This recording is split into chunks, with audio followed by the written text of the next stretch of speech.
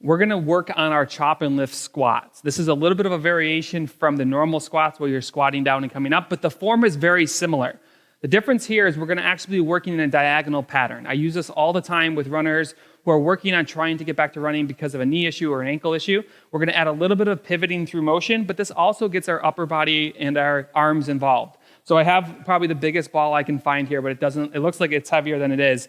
But what we're gonna do is we're just gonna hold the ball at our chest. And what we're gonna do is we're gonna work a diagonal pattern. I'll actually show you before I use the ball. We're gonna be here, we're gonna reach down towards our foot, and then we're gonna come up, pivot, and press that ball up overhead. We're not out in front of us, we're right here coming straight up, and then coming back down. So this is the diagonal pattern we're gonna use, and we're gonna go in each direction. Now from a form standpoint, we're gonna make sure that we're not caving our knees inwards. We wanna drive our butt straight backwards. It's actually a tip from above. That's gonna load our back glute. It's gonna put a little bit more stress on the knee and the ankle, and then we're coming up.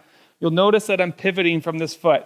Runners tend to have trouble syncing all these motions together, but I promise once you start to sync this and get the coordination down, you're gonna be able to tap into a lot of speed and injury prevention. So we're gonna make sure that we're taking that heel and bringing it forward. There's no stepping involved. There's nothing really involved other than a little bit of a flick of a heel, just like finishing a golf swing.